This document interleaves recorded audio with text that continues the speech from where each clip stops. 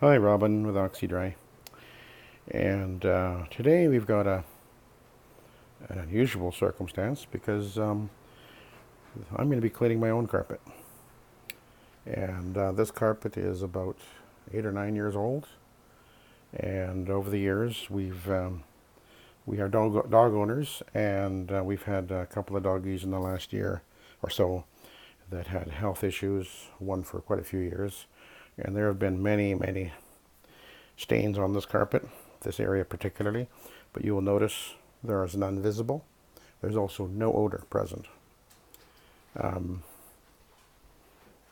and this carpet has only been cleaned with the Oxy-Dry process. You notice that there's no buildup of soil, there's no traffic lane, there's no visible staining. There's all kinds of stains in here too from our little doggie that was not well, and she did have lots of accidents, but they clean up with the Oxy-Dry process. We have a couple of different ways we address urine stains. She used to like to sleep in this area here, and there were many stains. There was nothing visible. There was absolutely no odor.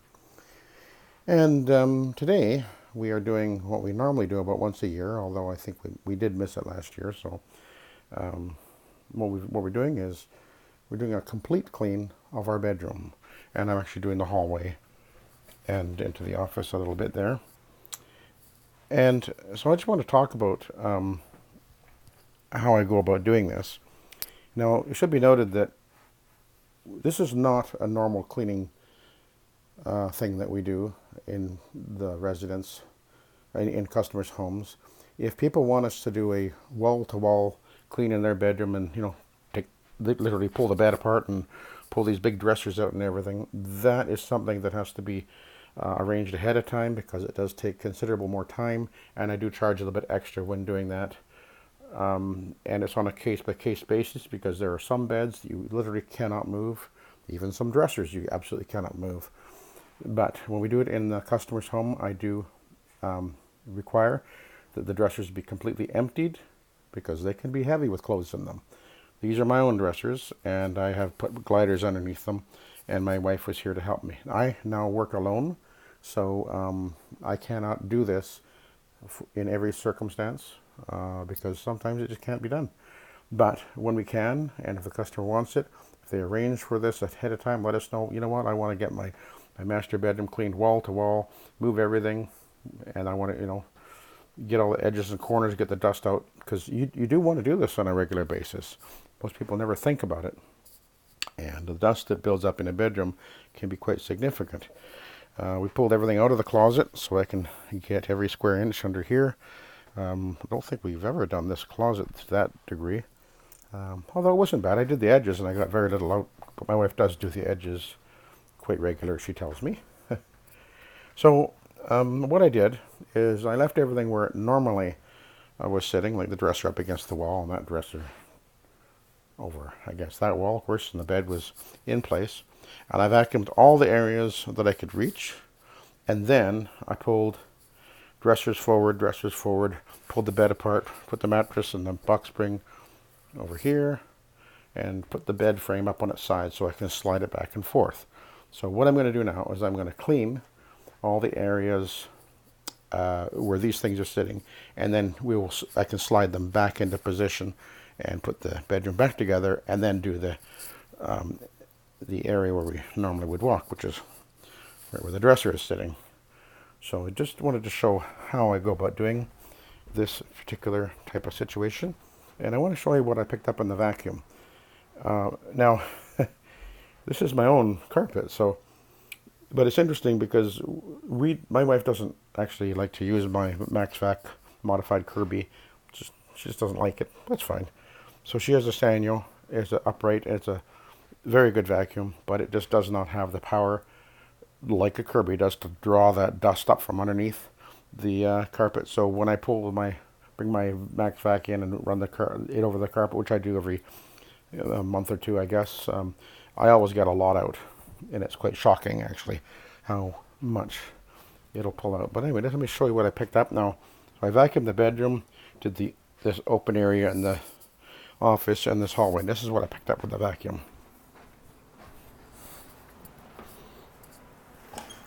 And as you can see, that's quite a bit, and most of that, of course, is skin cells.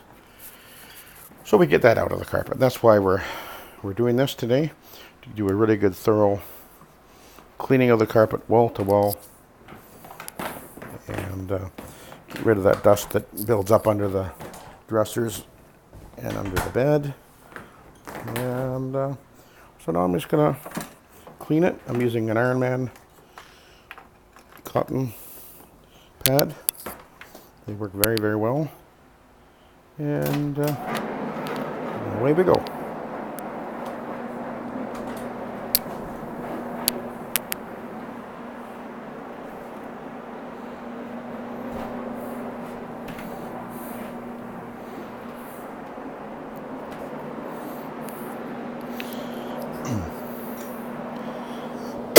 Now this carpet does actually get cleaned, at least the traffic areas, probably every couple of months or so, because I can easily do it. It doesn't take any time, and so the carpet is very well maintained. And as I mentioned, although there have been many doggy accidents, upchuck, poop, and pee over the years, there are no stains on the carpet, and no buildup of soil. I hear somebody, or some people say that you have to steam clean a carpet from time to time, because if you only clean this type of method, it'll build up. Well, that's obviously very untrue. This is proof, yet again, that that is not a true statement.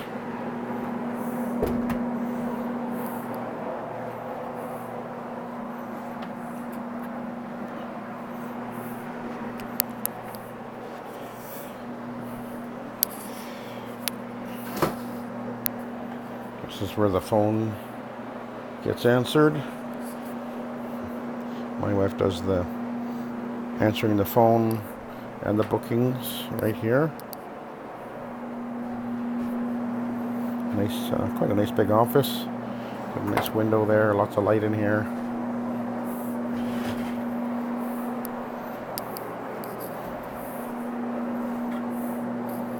She's very organized. It's one of her many gifts.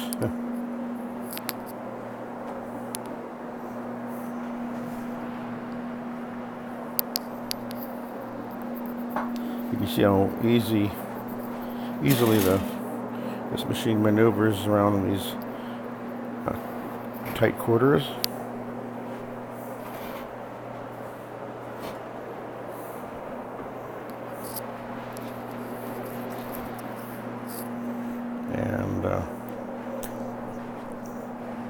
And it cleans, of course, in every direction.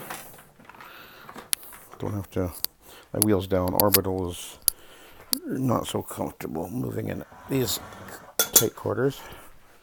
I have an Orbot now, which I used to own before, and I tried it for a while for residential, and I did not like it because it just doesn't have the nimbleness of the rotary, and it does not clean better.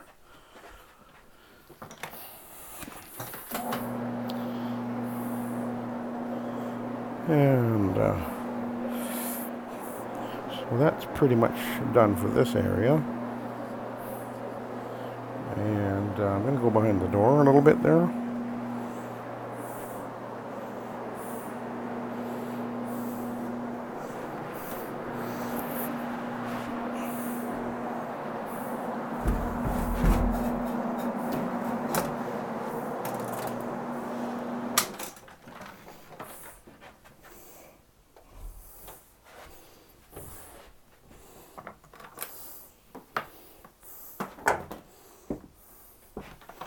And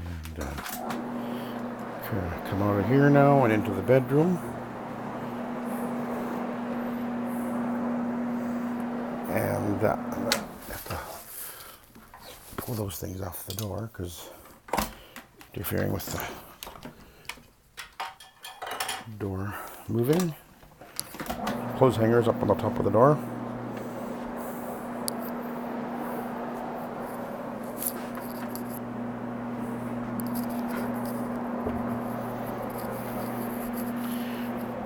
Okay. This is a olefin or polypropylene Berber. We had this carpet in our previous house, and we lived there about six or 7 years. And of course I clean it all the time, this particular carpet. It just cleans really well, wears very well. It's actually about one of the cheapest carpets you can get too, but this is a good bang for your buck carpet.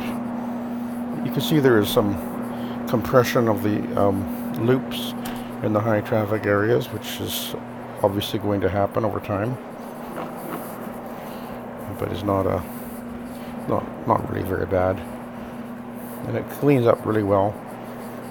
And I never have the issue that the steam cleaning does have with this particular carpet, which is wicking. We don't have that happen. And in fact, when a carpet has been wicked by steam cleaning, we can easily fix that and get the carpet back on track.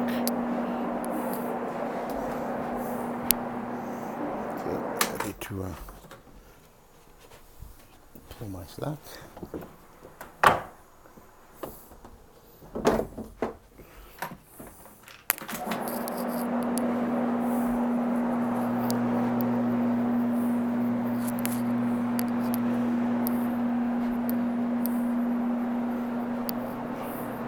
Actually gonna have to move this bed slightly. There we go. Because I'm gonna clean where the bedside table goes, and then I'll be putting that right back into its spot in a sec. Into the closet.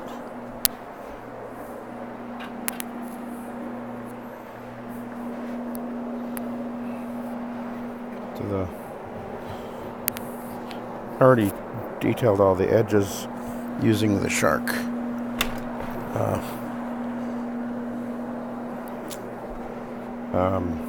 stick vac. So, and I got a surprisingly little amount with that. Well, compared to what most bedrooms would be, how much I would pick up. But my wife does the edges quite often when she vacuums. She's very thorough. She's likes to keep her house clean. So we'll put this back. This is heavy because there's lots of books in here. He likes lots of books.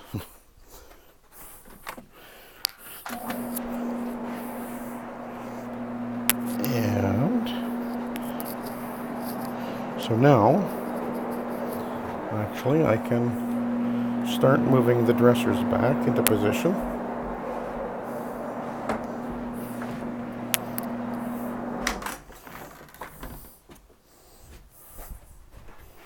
So this one is actually not attached, so we've got to be careful, but you see I have sliders under the feetses. Makes it easier.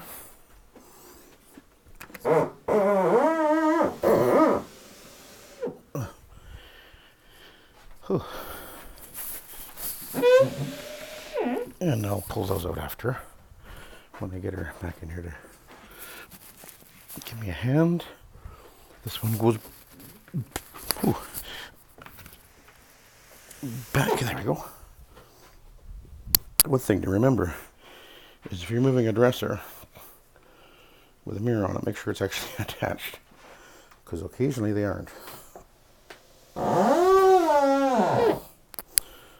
That's the sliders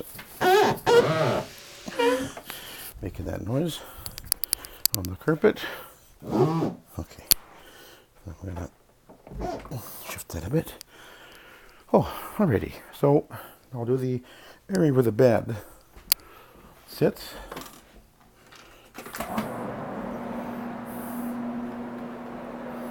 And where the dresser was.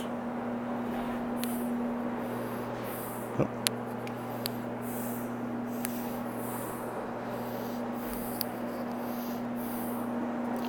So this is, again, what as I mentioned earlier, this is not a standard procedure for cleaning in a in a master bedroom. We don't normally move everything. If it's easy enough to do, I can do that. But if there's dressers that are full of clothing and everything, they have to be emptied. And you don't put them on the bed and then expect the bed to be moved, because that makes the bed really heavy. And some beds cannot be moved. So it is a case-by-case situation, and I do need to know ahead of time if that's what's being expected or required. The clock, the radio.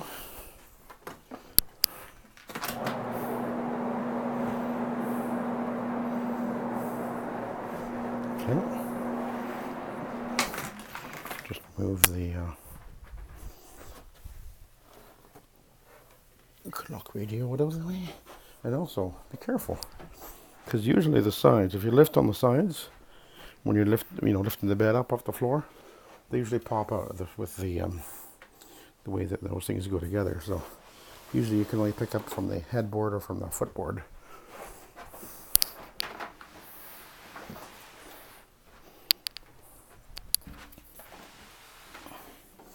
And this bed wouldn't be able to be slid because it has pedestals in the middle. If you slide this bed, or any bed like that, well, that needs to be tightened. Oh, no problem, I can do that. You can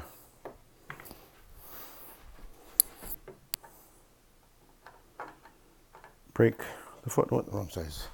It's right here. I just happen to have it here. Let's see. There we go. Oh, that's better. That one's loose too.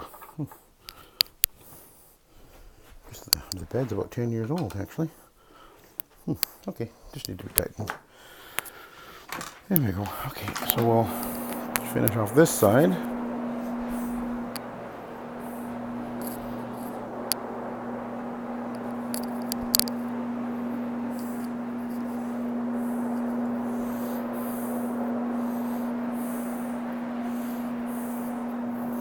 This is you can see there's a bit of a wear patch there. My wife's side of the bed, which is normal to see, but there's no spots, no stains, no soiling really. We're not doing this because we want to get rid of soil per se, as much as just get all that dust up and out of the carpet and just get the air cleaner and whatnot. So freshen it up. Okay, now I'll drop the bed. Actually, I have to move it a bit over that way. Now I can drop it. Now be careful not to... Hey, Linda!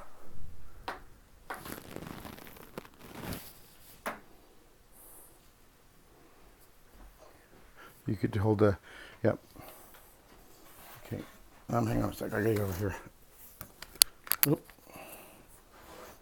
Okay. There we go. Now I gotta get out from behind here. Okay. And we'll put this back into its footprints. And that's that. The box spring.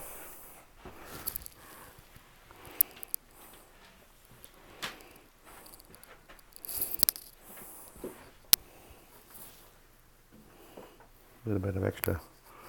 Make sure we get all the dust off the baseboard there. Alrighty. Put the box spring back.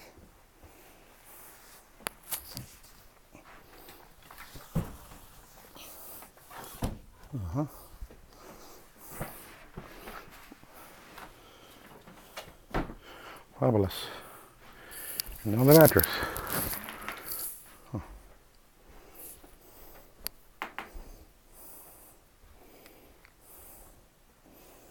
Okay.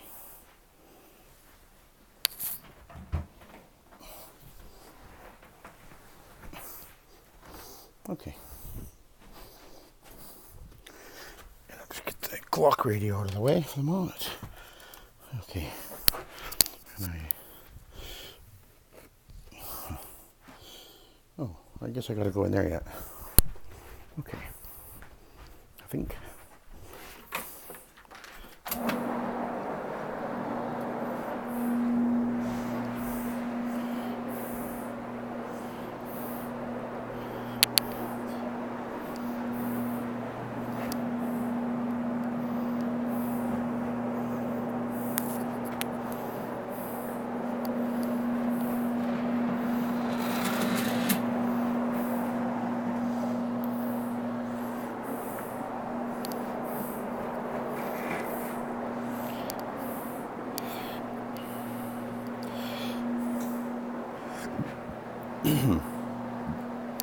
So almost done.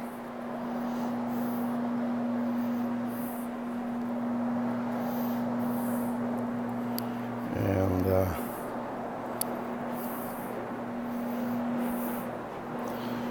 just go over this area. This is where the mattress was sitting, so that area was covered up. And just have to put the bedside table back.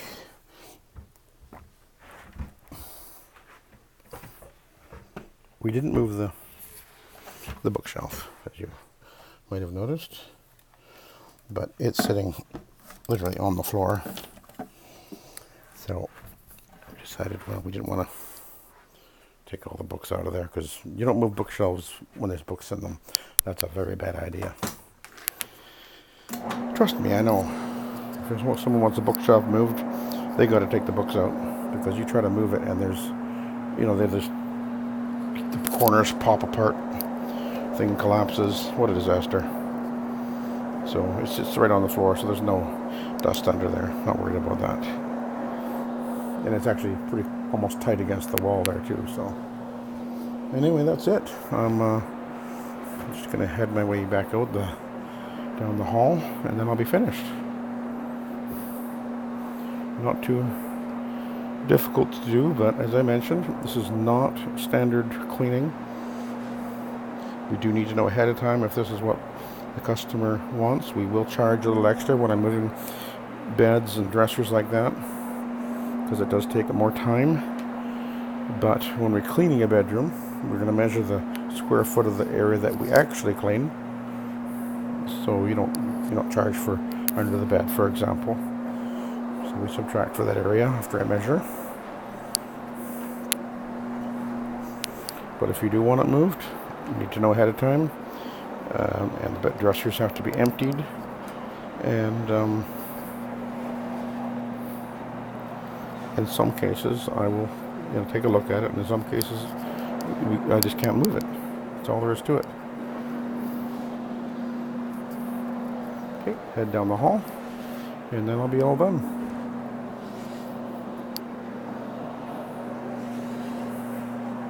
And there we go.